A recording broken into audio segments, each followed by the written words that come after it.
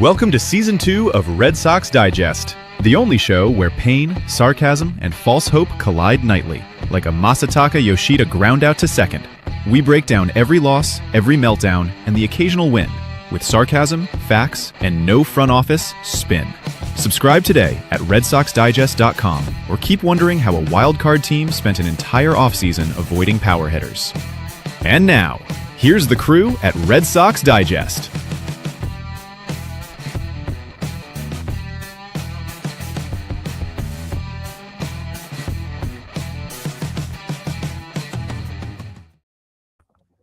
Good evening, sports fans, and welcome to another edition of Red Sox Digest. I am your host tonight, Jim Delfino.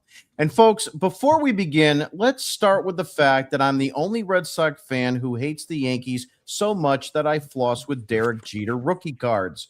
I wake up every morning, brush my teeth, look in the mirror, and whisper, David Ortiz broke your franchise. I've held grudges longer than the Yankees hold on to 2009. I'm basically the human version of the Green Monster if the Green Monster had unresolved trauma from Aaron Boone. Joining me tonight is Nick Face. Nick, who treats spring training losses like Game 7 of the ALCS. This guy will see a 22-year-old prospect strike out in the 7th inning of a Grapefruit League game and start a 14-tweet thread about organizational failure. He's in mid-February form arguing with a Twins fan from Duluth like it's life or death. Nick doesn't hate losing. Nick hates oxygen if it exists during a Red Sox loss. And if a Yankee fan chirps, forget it, he's drafting a constitution. Also joining us tonight is John Martinello. John sees 3 innings of random baseball in spring training and goes, well, if you look at the exit velocity trend from Instructional League, ... Meanwhile, I'm over here just trying to remember who's wearing number 97. John sees the game 3 innings ahead, while the rest of the franchise sees 1 beer behind. He's measured, he's thoughtful, and he still hates the Yankees, which is really the only credential that matters. All right, let's get into it. Spring training so far.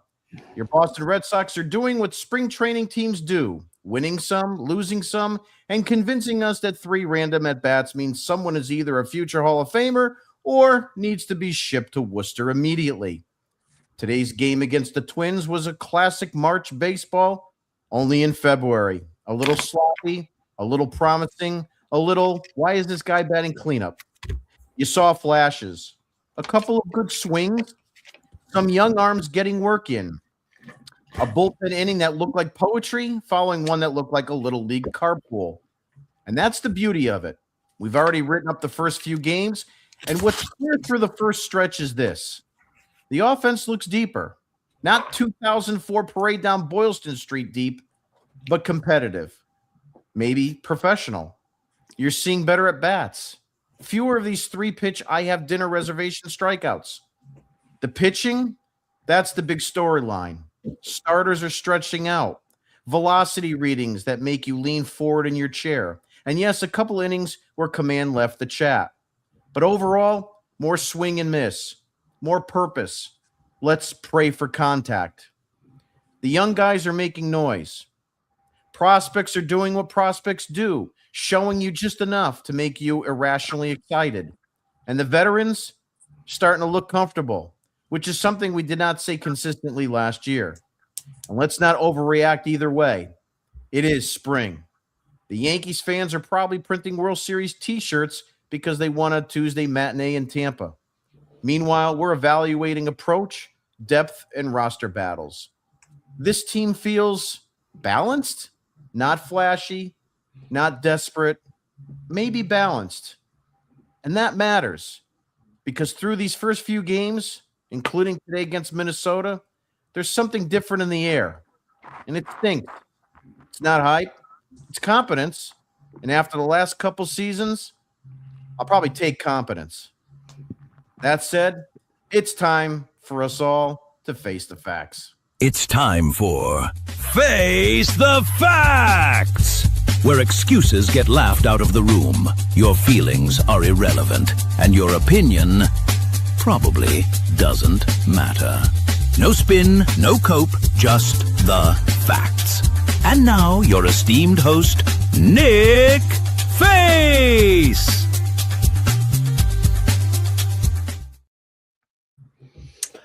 All right, guys. I want to first say I have not had a good night's sleep since a certain something came out from our fantastic network known as NESN. Jim, play it. It's not can't playing play the it, actual. Yeah, it's not playing the actual video. But go ahead. Oh, guys, I tweeted it out. I shared it with you guys. I have had nightmares. I'm not even joking. I've had nightmares since this thing came out. It is the most cringeworthy, disgusting, vile piece of media I have seen NESN come out with yet to promote the Red Sox. Baseball is back. Sox are undefeated. Life is good. With this cringeworthy circus clown music. So I'm going back and forth with Jim, Thayer, and John in the chat. And I was like, you know what, guys? I've never done acid before in my life, but this is an acid trip right here. It's exactly what it is. But then I thought about it a little bit more, and my typical disgusting humor that I usually have, my dryness to me. You know what this is, guys? This is the 30th reunion of the Teletubbies. That's what this is. You got John Henry as Dipsy, the moron. You've got Sam Kennedy as Tinky Winky, has no clue what he's doing. You got Tom Karen as Poe on the little scooter. And then you have Lala as who did I say? Sam Kennedy? Uh-oh. I don't know what the hell I'm doing. That's what this organization is. That's what we are. We're the Teletubbies. So fasten your seatbelt in for the 2026 season because the Teletubbies are right here. There they are. And I think you got Wally and Tessie. It's so cringeworthy. It's just deplorable. I know they're trying to get a laugh out of it, but all this did to me is outraged me. I'm not kidding. I haven't slept since this stupid thing came out. It's embarrassing. I'm ashamed. And I can't believe that Tom Karen agreed to do something like this. If I was Tom Karen, I'd get up in my seat and I'd leave. It's that bad. I wish we could have played the thing, but folks, if you didn't get a chance to play that, don't. Do yourself a favor.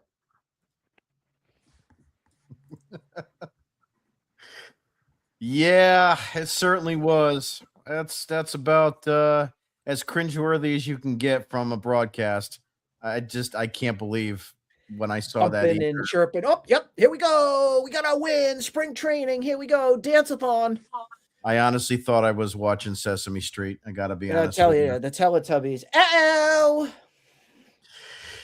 Nick's Face the Facts is brought to you by the Missing Power Bat Foundation. If you or a loved one has been personally victimized by a ball that sounded like a no-doubter, had the launch angle, had the exit velocity, had the bat flip started, and then died gently in the warning track like it ran out of gas on I-95, help is available. Our trained professionals are standing by to reassure that the underlying metrics are strong. Remember, warning track power is not a personality trait.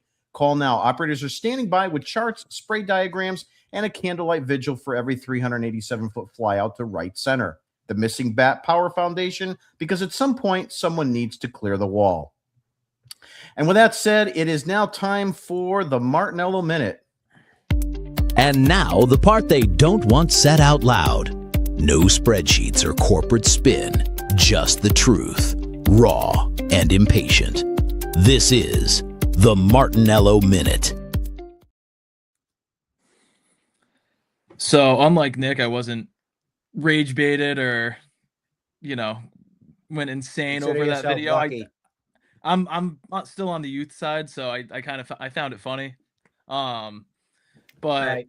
not something I'm gonna be. Yeah, see you, Nick. Not something I'm gonna be playing every single night before I go to bed like Nick does. But It's the new Sweet Caroline. I'll play that. Oh, every God night. help us all. I won't play it in the 7th inning when we're down by 8 runs, but they do it Fenway. Oh.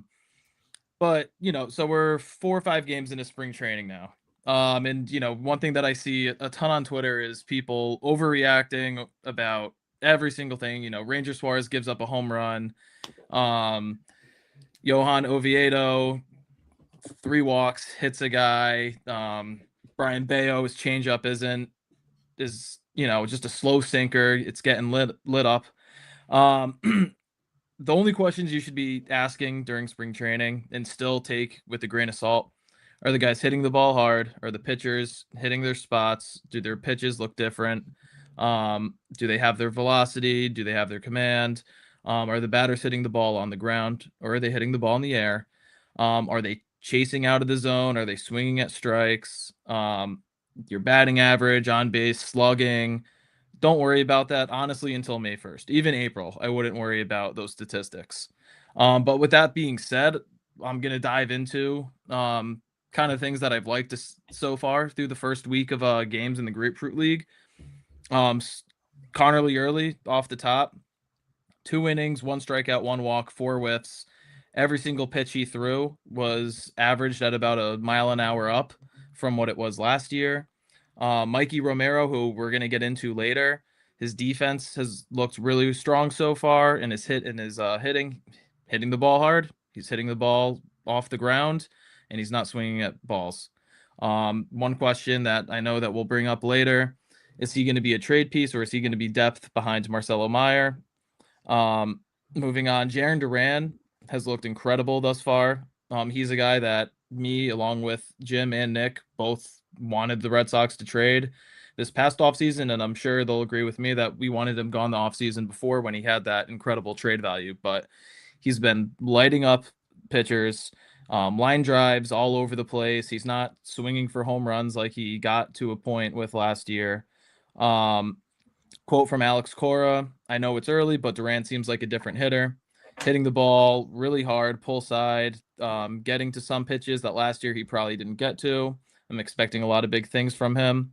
Alex Cora typically in the past hasn't had a lot of praise for Jarren Duran at all. I think that they haven't necessarily seen eye to eye. So Cora this early saying something this positive on Duran gives me the sense of ease that, we're going to see hopefully something closer to a 2024 version of Duran this year.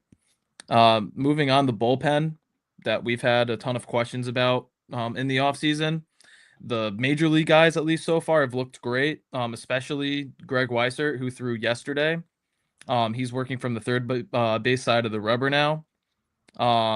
It's going to take a lot for me to even consider Weissert in a high leverage moment this year, but 2 strikeouts in 1 inning. He only threw 8 pitches in his 1 appearance so far, so that looks great. Garrett Whitlock looks like how he did last year, hasn't missed a beat. Had a clean inning versus the Blue Jays, another clean inning today. He topped out at 95. Giovanni Moran, who he's the only left-handed pitcher right now that we know is probably going to be in the bullpen. He threw an inning versus the Blue Jays, had a strikeout, and had 2 weak groundouts. Justin Slayton had his second outing today. His control could be a little bit better, but his first appearance today. So his control was not bad, not great. But his curveball looked good, and he's added a splitter to his arsenal. He topped out at 97. Ceddanne Rafaela looks good, like how he did last spring, like how he did in the first half of the season last year. Hit a home run against the Pirates. He's pulling the ball. If we remember last season when his offensive numbers sort of tanked in the second half, he was getting beat consistently, hitting the ball weakly to the right side. So looks like he's put on a couple pounds. And last year he said that he lost 15 to 20 pounds. So him retaining weight throughout the season is going to be super important. And then Wilyer Abreu, we could get into this later. A lot of stuff came out on him. The contract extension, him hitting against lefties and whatnot this year. A whole lot of nugs on him that I'm sure that we'll get into. Yeah, a lot of stuff there. And we'll definitely dive in as we go along. And that said, the Martinello Minute is brought to you by the Martinello Minute Crystal Ball, now with built-in bullpen implosion alerts. The key features include predicting pitching changes 2 hitters early, detects when a 3-1 count is about to become a 450-foot souvenir, and automatically whispers this is a mistake when a lefty faces a righty with a 912 OPS. The Martinello Minute Crystal Ball. See the inning before it happens. I want to get into a few things today that seem to be pressing in the spring. And I think I'm going to start off with probably the biggest elephant in the room, and that is our number 1 draft pick from 2020, right? The guy that is the highest draft pick that the Red Sox have ever had in the history of their franchise. And that is California-based Marcelo Mayer, who Ben Cherington, I might remind you guys, passed on when he had the number 1 pick in that season. Yep. Marcelo Mayer has not been a healthy guy. He is not in every position and every level of baseball in his professional career, has never played an entire season without an injury, including his call-up from last year in 2025. Marcelo Mayer still hasn't played in a spring training game so far. And this is what I want to say. Even though the Sox have already played a few Grapefruit League games, top prospect Marcelo Mayer hasn't made a spring training game appearance yet. That's not an injury mystery. Mayer himself explained he's been focusing on live batting practice and getting his wrist right before being thrown into games. Manager Alex Cora hinted that Mayer still has to earn a big role this spring, saying the bat and the glove work comes before game action. Expect him to finally debut later this week and build up around and get a build up, and that is a thing. Nick, I'm going to start with you. What are your thoughts and reactions to the fact that we haven't seen Mayer? Is he ready? Is he going to get this job as a middle infielder on the opening day roster? What's your thoughts? One word. Worcester. It's coming, guys. He's not ready. I have never given this comp before, and it's not really a baseball comp, but for some reason, I don't know why, every time I look at Marcelo Mayer, I think Uncle Jesse from Full House. I don't know why. I just do. And I remember him as the character. Again, I'm just being funny with this stuff. If it's real, it's whatever. Uncle Jesse could not play sports to save his life. I'm not saying Marcelo Mayer can't. What I'm saying here is that we have a big unknown. We have a big mystery here on which version of Marcelo Mayer we're going to get. Are we going to get the guy, like Jim said, who was the highest draft pick that the Red Sox have had in history? He got passed upon quite a few times, and Chaim Bloom had him right there. It didn't have to be Chaim Bloom in that seat to pick Marcelo Mayer. He was just there. But the biggest question on this is the durability side of things. Him not being ready already for spring training right now, even though he's doing live BP and stuff, is a massive red flag on the play for me. I think it's going to take him time. Do I think he'll come up to the majors again? Yes. But I think we need to see him develop, get into a consistent rhythm in Worcester, show that he can stay on the field, and then think about what's going to happen at the big league level.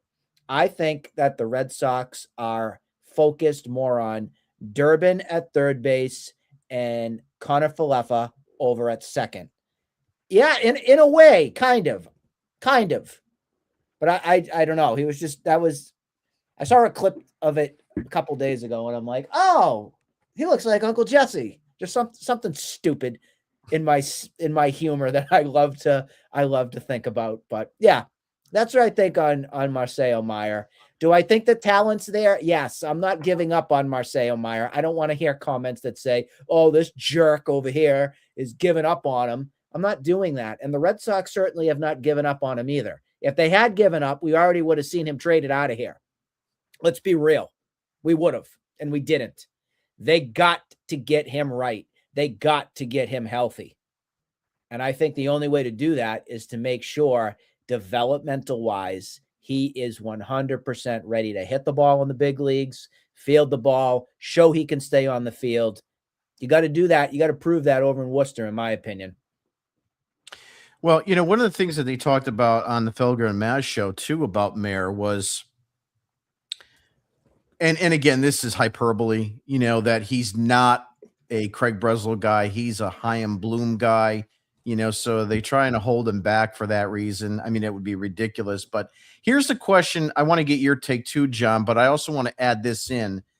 If you were fully invested in having Marcelo Mayer be your second baseman to start the season, why, and I know what you'll probably have as an answer, but why did you spend $6 million on IFK? Yeah, I mean, just answer that. Yeah, to answer that specifically, it's just depth. And I think that if you go back a month or so, when you make the IKF signing and when a week later you get the Durbin trade, if they knew the Durbin trade was going to happen, I don't think that they sign IKF for $6 million. Mm-hmm. But I think that deal, I'd assume, and I'm sure within the next couple of months we'll get more details on it once the season opens up. But I think that trade, I'd assume that the Brewers just came calling saying we want Kyle Harrison, and I'd assume it's something that came up in just a matter of hours. So I think before then, and as we said on the show after IKF got signed, it's he was going to be the platoon bat with Mayer at second base, and then Durbin comes along, and then now all of a sudden or my bad, Durbin was going to be, or IKF was going to be the third baseman, Mayer was going to be at second base or vice versa, and then Durbin comes along, and now IKF could be the backup for shortstop behind Story if he gets injured. He could platoon at second base. He could platoon at third base if needed. If somehow all 7 outfielders get hurt, he could even go play in the outfield. But to go back earlier to your question on where's he going to start the season, I think that he's going to be the opening day second baseman. Nursing this wrist injury that happened last year, I don't really see a need for him to, or a problem with why he hasn't played in any games yet. If you're coming back from an injury, make sure that you're 110% ready to go before you take your first plate appearance. That's what he's been doing. He's been in the backfields, taking grounders, hitting. He's in the cages working on the Traject machines. And yeah, he starts, I think they said on Friday. But I think there's no reason to be concerned about him not playing yet. He's getting his work every day. All the guys are going to go away to play in the World Baseball Classic in a week or so, and we're going to see a ton of Marcelo Mayer before the season starts. I said this on the show, probably, I think it was the end of last year, probably November, December, maybe even earlier in January, but I'm in the camp that Marcelo Mayer should start the season in Worcester, like Nick said. And here's the reason for it. Not to, shit can him or anything like that. I really think that the Red Sox need to know if he can stay healthy for an entire season. We really don't know he can do that. And we also don't know if he has improved against left-handed pitching. The defense is there, okay? I don't think any of us on this show or most Red Sox fans would even deny the fact that he isn't, major league ready with the glove and maybe even Gold Glove caliber. I mean, he was very smooth when he played, but the bat is the issue, and we can't afford to have another middle infielder that's defensive first and a platoon guy. We need to have an everyday starting middle infielder, and we keep losing them. I mean, John, you said it last year. We had 2, all-star third basemen on the team at the same time. We have none now. All these rumors about getting Ketel Marte or Nico Horner or, a lot of these other guys, we got nothing. We got Durbin finally, but, we've been having this round robin of middle infielders and first basemen. And unfortunately, shortstops too because of injury. So this entire infield really has not had a core in quite some time. It hasn't been consistent. No, it hasn't been consistent with a core that you can, end the season in October and know exactly who the infield's going to be the next year. It just doesn't happen. Funny. It's funny what happens when you get rid of Xander Bogaerts and Rafi Devers. It's funny what happens, isn't it, folks? Yeah. Isn't it great? Fun. Yeah, but Jim, I think that you kind of helped my point out a little bit with me saying that he's going to be the opening day second baseman when you say, you don't know after the season ends in October who's going to be your infielders for the next season. Mm-hmm. And Alex Cora brought it up a couple weeks ago that he wants to figure out who's going to be the starting second baseman, starting third baseman earlier than later, because, especially up the middle when, the shortstop and the second baseman, they need to have a lot of chemistry together to work well throughout the season, to, make those double plays, to communicate with each other on balls up the middle. And, if it's not going to be Marcelo Meyer, who is it going to be? You have Campbell, who I doubt they're ever going to allow in the infield again. You have Romy Gonzalez, who's, as far as we know, not showing up until maybe sometime around June. And then you have IKF, who gives you nothing at the plate. And then you have Monasterio, who's obviously a platoon bat. And outside of that, you have Nate Eaton and Nick Sogard, who are quadruple A guys. So if the Red Sox want to have a solidified infield and want to have guys that are going to be playing there 5 or 6 days a week, it has to be Meyer at second base. Yeah, listen, I mean, it's the de facto. That's the thing. But you know what? Just for ha-has, I did see something come across yesterday that the Red Sox are still talking about Nico Horner. I don't know if there's anything to that. I can't imagine that anything like that would happen unless the Cubs really become desperate because they know they're going to lose the guy. So, obviously the candle's not out on that yet 100%, I suppose. That being said, can I say one thing before you go to the next thing on John's thing with the whole chemistry? In a perfect world, we'd love that with Story and whoever it's going to be at second base, having that rhythm and having that, in a way, it's almost like a repertoire, knowing your steps, knowing your position, knowing where you can trust that other player to be at all times. We were even going into spring training last season with the big unknown on who's even going to be going to shortstop. What is Story going to do? Mm-hmm. So at least I guess we can say we can count on Story being ready to go. I would assume that's at least one given.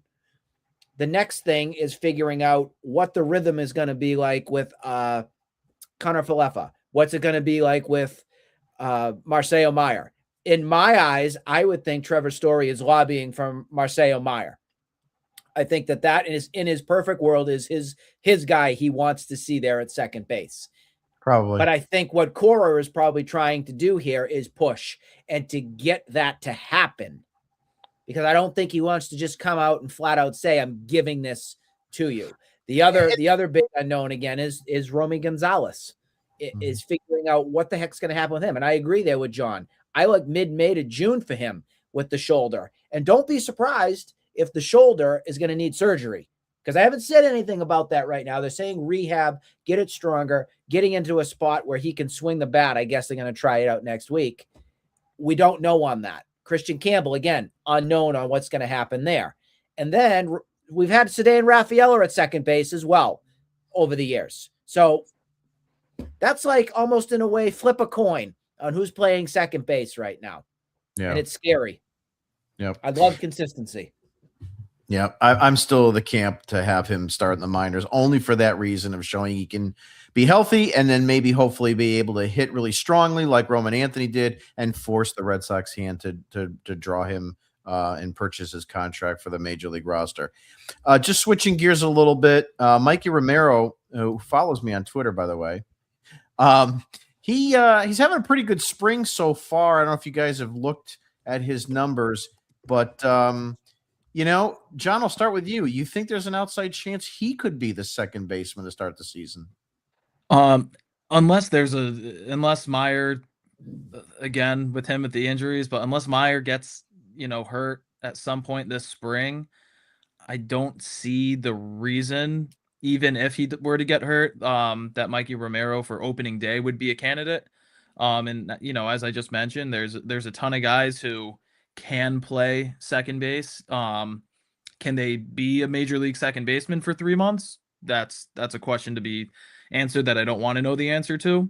But there's a ton of guys that are on the 40 man already that have experience in the infield. So Romero for me, I don't see a path, but if injuries are a thing, which they have been, especially in the infield for years now, I could definitely see a July, August. I don't think that Romero's too far away from being major league ready. Nick, your thoughts on Mikey Romero? So just to give some folks a little history here on the whole story on Mikey Romero. So the Red Sox promoted him from AA Portland to AAA Worcester. That was last August 1st. Between Portland and Worcester, he had an OPS of 752 in 111 games. What they like on him is that versatility. They like the ability to play short, second, and third. And just so we know, he also put on 12 pounds in the offseason. Pretty impressive 4,000 calorie per day diet. How about that? I don't think I could do that. He was Boston's in 2022 first round draft pick. And right now in the Red Sox, the system, he is ranked number 18 entering 2026. And the Red Sox prospects.com ranks him 12. Baseball America is what's ranking him number 18 for Boston right now. So he's got some hope, I would say. I wouldn't put it as impossible for him to be on this roster, but I do think it's an outside shot because something catastrophically has to go wrong, meaning injury or something, whether it's to Durbin or Story or maybe Marcelo Meyer can't get healthy or something. We don't want any of that to happen. So I'm just saying this. I don't want any of that to happen. But if that does, number one, that's not a good thing. Then they would have to be tested for depth. We all know that we got tested way too much last season with depth, specifically at the pitching spot. I would love to see a season for us to go through as little call-ups as we have to. I'd love to see some consistency. So yeah, I think we had 68 call-ups last season, and that was just on the pitching. I think it was. So overall, I think it would be a neat story. But he just came up to Worcester. We got to see what he does there. Sticking with this theme, Brendan Rodgers was injured. Rodgers was removed Wednesday's Grapefruit League contest against the Twins due to right shoulder pain. Christopher Smith of MassLive.com reported Rodgers looks to be in a considerable amount of pain after injuring his shoulder when he reached for the ball following a diving attempt at second base. Subsequent strength tests were positive, and there is no imaging scheduled. 29-year-old has undergone major surgery on both shoulders in the past, with an operation on the right one back in 2019 because of a torn labrum. Nick, I'll start with you. We haven't seen that much of Rodgers. I mean, there's another candidate that could probably make the roster if he's healthy and, maybe be in that mix for second base. Yeah, it's kind of like Romy Gonzalez stunt double. Mm-hmm. It was an injury today that happened that reminded me of 2 years prior when Trevor Story dove for that ball in Anaheim for the Angels. And we all know the story, no pun intended, on what happened to Trevor Story after that, lost the season from that point. I think that this is more of a depth piece for the Red Sox. If there was going to be anything there at Brendan Rodgers to find a roster spot, I personally don't see how he could make the team currently right now with what is assembled. I just don't see a place. I feel bad for the injury. I'm curious to see what comes of it. And if anything, it's going to be one of those guys that's probably going to be in Worcester as another option to call up when something happens to a player. but you never want to see a player go out on an injury, something like that. So we hope for the best for him. John, your thoughts on Brendan Rodgers? Yeah, honestly, as far as I'm concerned, no, I'm pretty sure offensively he was having, in the 5 or so at bats that he was producing pretty decently at the plate. But yeah, that play today, weak line drive over to his glove hand side, dives for it, actually caught the ball, popped out after he made contact with the grounds. But exactly what Nick said, pretty much frame for frame the same thing that we saw from that Trevor Story injury against the Angels and on 10 games into 2024. So immediately, like, obviously you never root for an injury, especially when a guy's on your team. Just it hurt to see because, this is a guy that's trying to make his way back to a major league roster. He's been, a spot guy, plug and play type of guy ever since the 2023 season. And he hasn't really found his footing anywhere, hasn't really found a home. So I hope that, as Christopher Smith reported, it doesn't seem too serious, which is great to hear. And I hope that, once he, hopefully it's not too long of a injury for him. Hopefully he's back on the field and gets a ton of games to play. And whether the Red Sox select him, get him on the opening day roster, or they release him, I just hope that he finds somewhere to play for the season. Well, I'll give you kind of a medical side of things. If the Red Sox do believe that an X-ray isn't necessary, because they didn't say anything about even an MRI, but I think they did say something that they won't even do an X-ray on him. That's telling because X-rays are very common, and with any of these guys that are making quite enough money with being in sports, something like an X-ray right away would be something you'd want to do.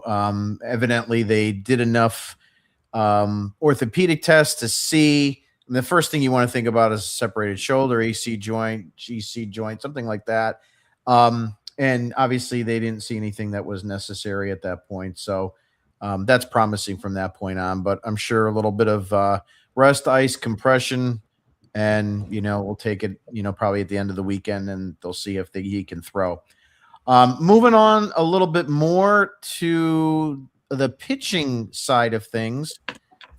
The Boston Red Sox have spent the last number of years, it's even more than that, but you get my point, spending money on what I call reclamation projects. These are guys that would not have a job anywhere else, and they sign a contract with the Boston Red Sox and get paid to rehab here. Liam Hendriks, James Paxton. You can go down that list. We've been down that rabbit hole a million times. Patrick Sandoval is one of those fellows. He is coming off a major injury, and it is looking like he might be a potential guy that could be in this rotation or at least on this staff in 2026. However, the Red Sox went out and acquired 3 starting pitchers this offseason. And obviously we're talking about Sonny Gray, Johan Oviedo, and Ron Guerra or Ranger Suarez. My question, Nick, I'll start with you. Is Patrick Sandoval, let me put it this way. I'll start with my take first.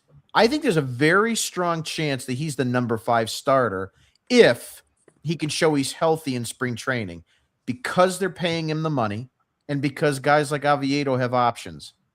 Just a hot take. What do you think? Can I laugh? Sure. That may be one of your worst hot takes, Jim, I've ever heard out of that mouth. This guy has no business being a member of the Red Sox. I'm sorry. I've never been a fan. I am not going to be a fan. He is not going to make the team. He out of here. Just looking at what he's done over his career. Okay. He's been with the Angels. You get the Costas. You get the Costas now. Yeah, great. I'll just go put my Spider-Man suit on in a minute. Mm-hmm. Now, looking at his career since he was with the Angels, he started in 2019. 2024, that's when he went 2-8 with a 508 with the Angels. Now, I know it was the Angels. The Angels have not been a great team for a long time, but the year prior, 7-13, a 4.11 ERA. Originally was kind of mop up bullpen when he first came up, and then they tried to lengthen him out rather in the 2022 and 2023 season. And then 2024 came, and then that's when it all came crumbling down. I am ready to take a pass. I want to sell. I want to get him out. I just don't see how he can make this team because I don't personally think you're going to get anything out of him.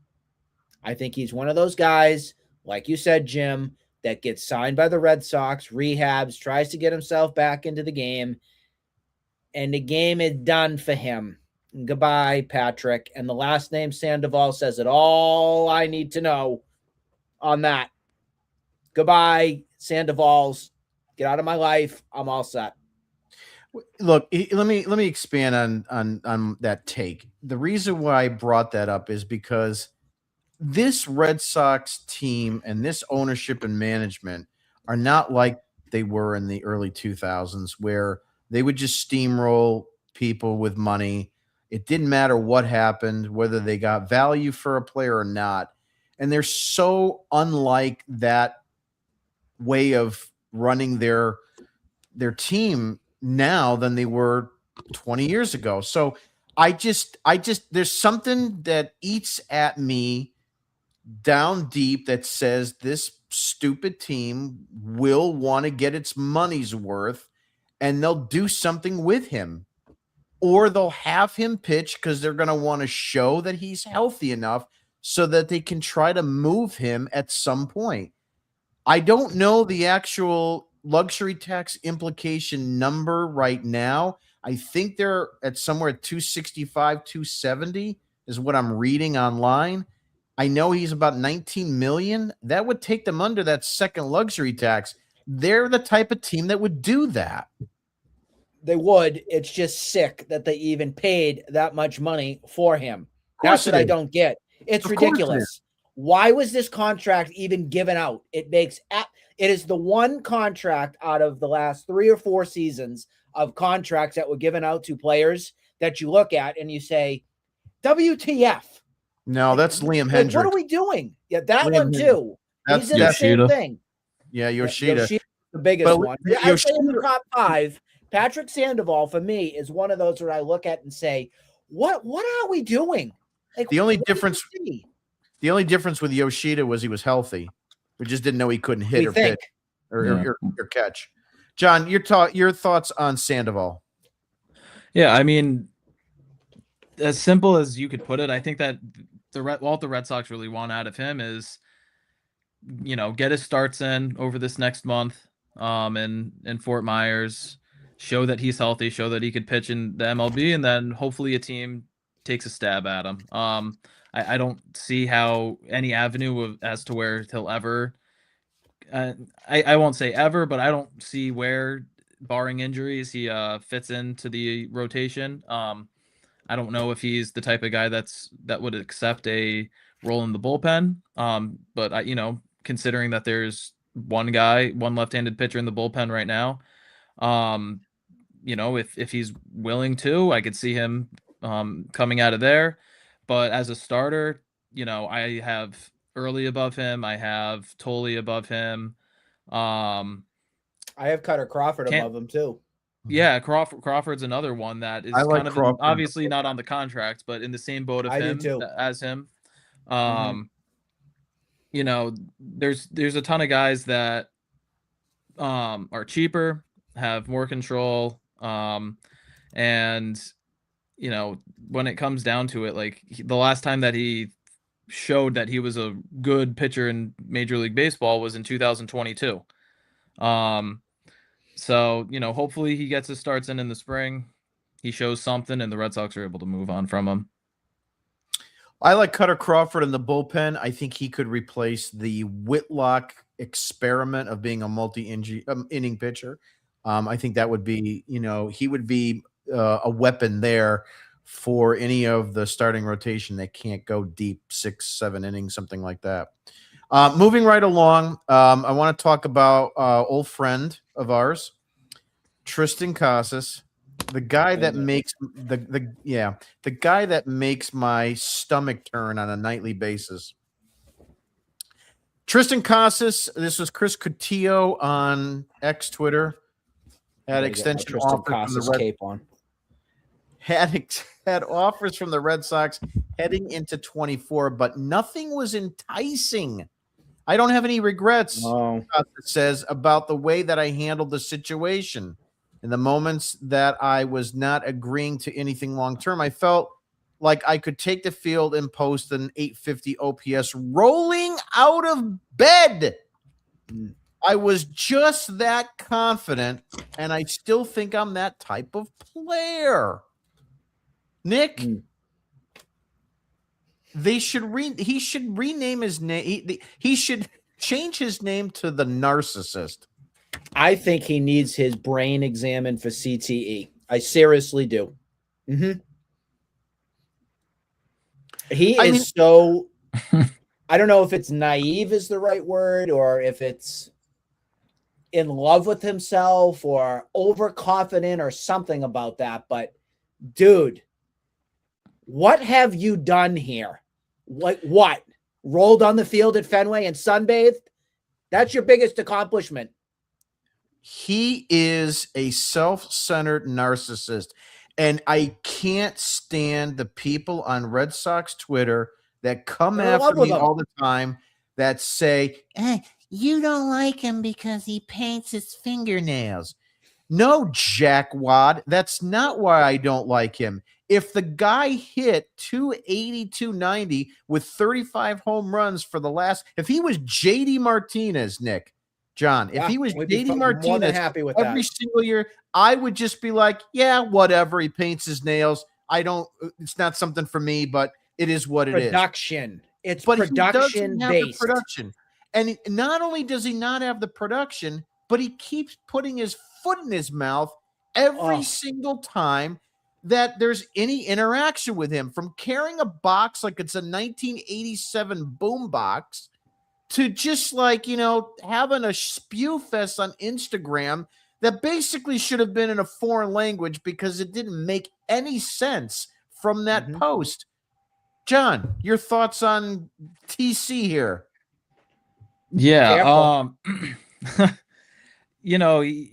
No matter what, you're always going to get every couple of weeks one of these Casas quotes that, and when he says these things, we all know for a fact that he 100% believes these in his head, and good for him. That's how he should be thinking. But from the public perspective, all of us are going to take it as like, dude, shut your mouth. Nobody cares what you think. You still haven't played a full season of baseball. You haven't done anything since the second half of 2023, where granted he was great in that second half, and I don't blame him for turning down at the time contract extension talks. But another quote that is from him over this when was this? This was also from today. And also in that Cotillo article.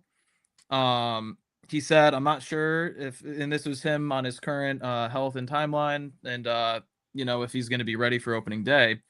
He said, I'm not sure if it's for the major league team or for the minor league one or here in the FCL.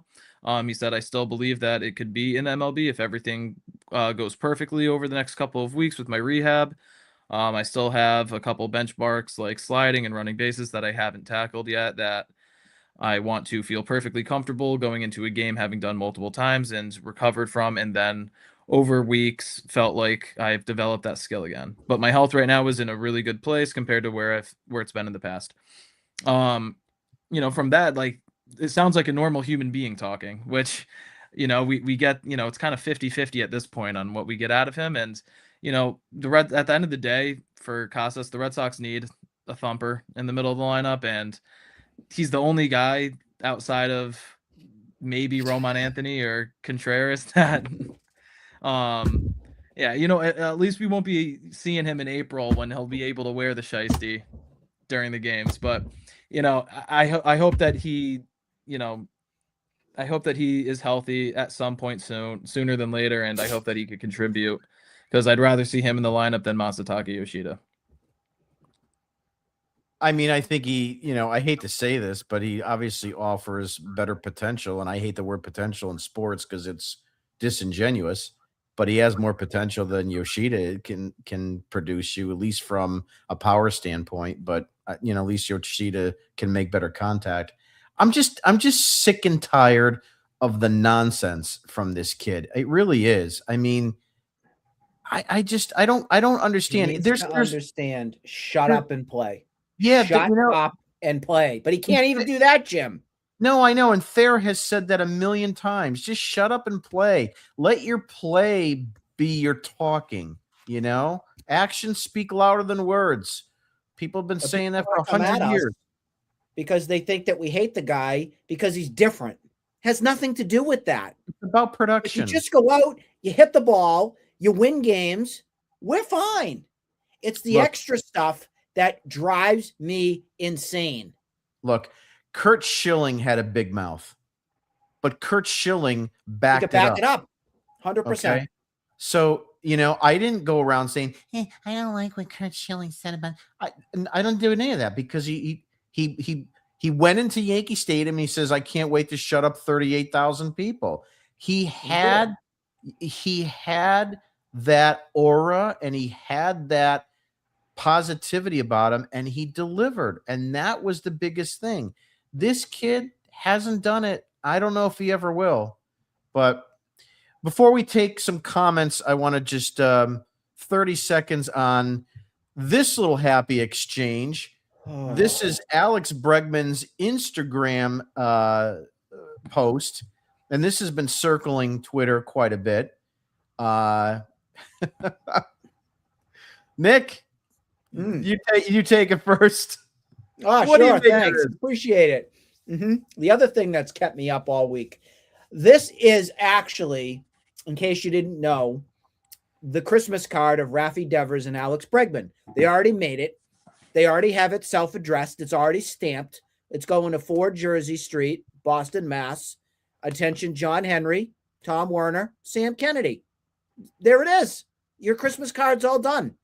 They're going to mail 1 million of them and say thank you for getting us out of our misery here in Boston. John. But in all fairness, this was done on purpose by Bregman. It's a shot taken to the Red Sox, is what it is. Of course Shots it is. fired. Yeah.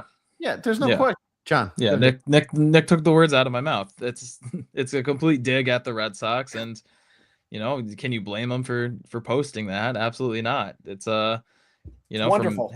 from his perspective, from the people that hate the Red Sox for making this picture a reality. It digs into your chest. Nick said it makes him lose sleep. It's horrible. There's no reason why this picture should exist with these guys in those uniforms, and especially Devers. Bregman's, he did what he wanted to do, and I don't blame him for wanting to go to Chicago, but over the offer that the Red Sox gave him. But it just really reflects on. I think it perfectly resembles what has gone wrong with the Red Sox organization since post 2018. Look, my thing on this is this. If you want to look at it from one dig versus the next, there's obviously some sort of bad blood between the Red Sox and between Alex Bregman. Now, you can say it's the contract. I mean, it was 165 million, 170 million is what he signed for. If you want to say it all centered around that no trade clause. Look, I kind of believe I hate Sam Kennedy. The only time he's telling the truth is when he's sleeping, right? I think the first time that he ever told the truth was the first interview that he gave that said if Alex Bregman wanted to be here, he'd be here. He didn't. He either didn't want to be here or he wasn't going to settle for anything less than a specific bar. And there was no turning around on that. It was either his way or the highway. and that was the end of it. And whether this is a pissing contest between Sam Kennedy and Bregman, I don't know. It probably is, but at the same time, it's Sam Kennedy. I don't. What does he do here? He does nothing, but he's a poster child for John Henry, and that's all it is. He's a puppet. He and is. Sam Kennedy is behind the reason why this organization is the way it is right now. Yeah. Because if you think about it, you've had two constants that have been with us since 2002, John Henry and Tom Warner. Larry Lucchino, rest his soul, is not with us anymore. And ever since Larry Lucchino was gone, Kennedy has stepped in. And as soon as Kennedy has stepped in, that is when the train went off the tracks. Because Kennedy doesn't want to win. Kennedy doesn't want to win. Larry Lucchino was a winner. He wanted to win. He had that vicious blood in his system. He didn't want, the evil empire. Go back and forth with anything you want. He had that desire, like George Steinbrenner. Those days are over. Hal Steinbrenner is a chameleon. He's a shell of his father. So it's just that stuff doesn't exist anymore. Yeah, and I don't know if it ever will. Yeah, I think that Sam Kennedy and the entire FSG group wants to win, but they want to do it on their terms, and their terms don't align with how this organization has won 4 championships in the past 25 years. No, it doesn't. And I think that's the biggest problem. They want to be like the Diamondbacks that go to the World Series on an 88 win season. They want to be like all these wild card teams that have gone deep, have had these deep playoffs run. But when you're a big market team and you have fans that expect you to act like a big market organization, you have to live up to those expectations, and they haven't. And this is the result of that, is this picture. And this is why Fenway Sports Group and John Henry and those guys should sell the team, because they're disinterested in putting a above average talent or premium team on the field each and every year. I mean, look at what the Dodgers do, and look at what their GM said. If you're gonna, he said something to the fact that if you're gonna try to essentially win the free agent battle with the contract, you're not going to get the player. I mean, in so many words. So it's unfortunate. Moving right along to comments. Let's see what we got here. Anything good? Comments weren't very good tonight, I have to say. There were some people in here who were quite rude, to tell you the truth. And personally, I didn't appreciate some of them that were in here tonight. Yeah, I'm going to shots fired at you, some of you, because some of you clearly have not watched this show before and think you know it all. I highly suggest you go back, dial it up, then come back in here and then chirp at me. Yeah, I'm not going to put some stupid ones on there, but Groovy Weenie says, I love the Martinello Minute. John has great takes on my opinion. Absolutely. John knows his stuff. Thanks, Groovy Weenie. No, Pasha, you're good. You've been perfectly fine. And then sports in general, I totally agree. I think John has the best takes. Moving right along. Let's see. Okay. I'm gonna address this. People have accents, douchebag.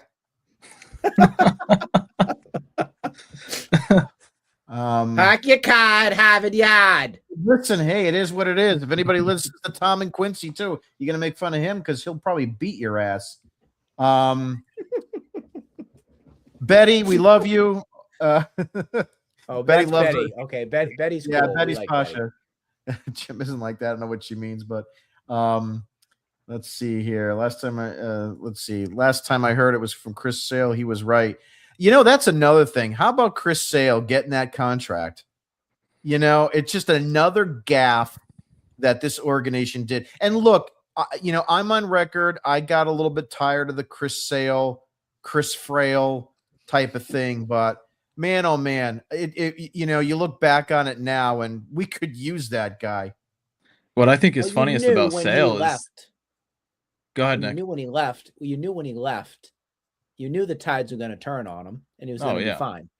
What I just find funny about Chris Sale is every single time he's gotten these contract extensions, it's always been after a down year for him. Down which here, I it, know. it makes no Yeah, it is. sense, but you know, He's good never for him. been a I'm free happy agent for him. He's ever in gonna his be career either. Did you guys Yeah. know that? He's never been Yeah. a free agent. Yep. Wild. Yeah, Nick, you wanna good dra- for him. He'll be Nick- he'll be a Hall of Famer in 10 years, and Mhm. you know, the only question is what He'll have a Braves hat logo is on. going to be on the hat. Yeah, if he wants to stick it to the Red Sox, he'll have a Braves hat on. Nick, you Oh, want to this address is an this one? interesting one. I didn't see this, but now I can. So Betty, here's the long story. I'll give you the short version. So was Sam Kennedy involved with this? Yes. Was he the ultimate player? No. It actually had to do with Tom Werner and Sean McGrail of Nesson. Tom Werner wanted Dave O'Brien as his guy. And what happened was Don Orsillo was they had to figure out a contract that was going on. If you want to be really mad at this, it's actually Dave O'Brien. Dave O'Brien is responsible for why Don Orsillo is with the San Diego Padres right now. Dave O'Brien backstabbed Don Orsillo and basically demanded the TV job. Otherwise, Dave O'Brien would have been leaving for the national gig with ESPN. So Dave O'Brien banged on Tom Werner's door, Sean McGrail of Nesson at the time as well, and said, here's what's happening. Here's what's going to be done. If you don't do it, I'm out of here. So Tom Werner was like, well, I guess I'm choosing you, Dave O'Brien. And Don's gone. And at the time when this came out, Jerry Remy was this close to leaving as well, too. People don't talk about that enough. Remy was that close because that's how angry he was. Orsillo was. Orsillo almost walked out and said, screw this, I'm done. After what Dave O'Brien did to him. This was during like the 7th inning of a game, mind you, in game, during like a bathroom timeout in commercial. Dave O'Brien, knock, knock, knock. Hey, Don, just want to let you know I got your job next season. That's what happened. People don't want to talk about that, but that's the truth. It's sickening. It's sickening. And Dave O'Brien should be ashamed of himself for what he did. Yeah, that's really shitty. You know, I mean, the more I hear and the more that leaks out, you know, the more I don't really care for Dave O'Brien. Don got screwed, and he's a really good guy who was beloved here in Boston. Still talks to us all the time as Red Sox fans. There was a story that came out, I think it was about a month ago, about it. I guess his wife did some sort of story about how heartbreaking it is for him. This will be year 10 without him. How much he loved Boston, how much he loves the team. Will not root for what happened for the Red Sox again. Who would after that? But still roots for the Patriots. I don't know if you saw that whole Super Bowl thing that he posted and everything. He's one of the good ones. I think he's one of the good ones. He's still a Red Sox fan at heart, but he's just not going to probably embellish Not it. with this ownership group. Not with this ownership group.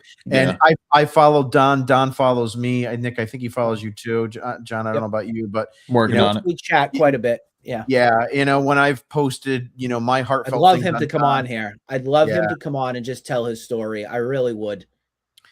When I do post anything that has Don involved, he always likes my posts. So we know he's reading. We know his heart is still, you know, in this area. So, but you know, unfortunately, we can't always have it the way we want. So, with that said, I think we're going to wrap it up for tonight. I'd like to thank Nick and John for being on today. And if you haven't signed up for a membership on our website, it is in the ticker down below, redsoxdigest.com. From there, you can get daily game analysis from the night before. I've been starting the spring training games already with a daily article, and of course all these podcasts and shows live, and the audio will be available. It's also available, of course, on Apple iTunes podcasts and Spotify, and of course YouTube.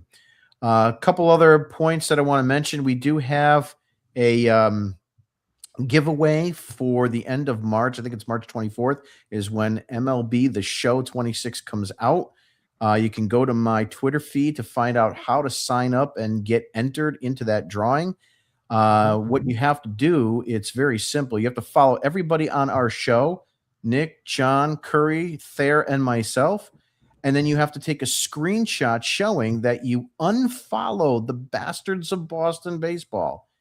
And make sure that you send me that screenshot. And the email address is theredsoxdigest@gmail.com. So go to my Twitter feed for that. And some lucky winner will get a copy of MLB The Show 26.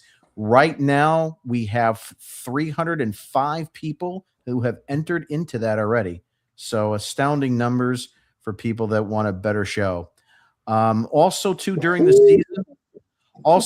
season, I think we're going to have some sort of, I haven't figured it out yet. Still talking to the crew on how we can do this, but I think we're going to have a star of the game giveaway and raffle.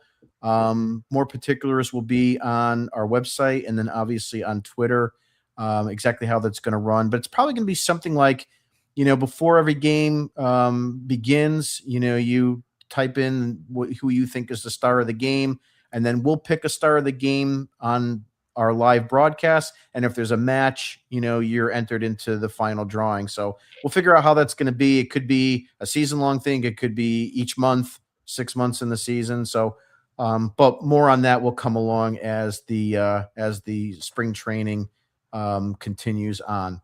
So with that said, I'm going to thank you guys for being on. We love you all. Have a great night, and we'll see you on our next broadcast.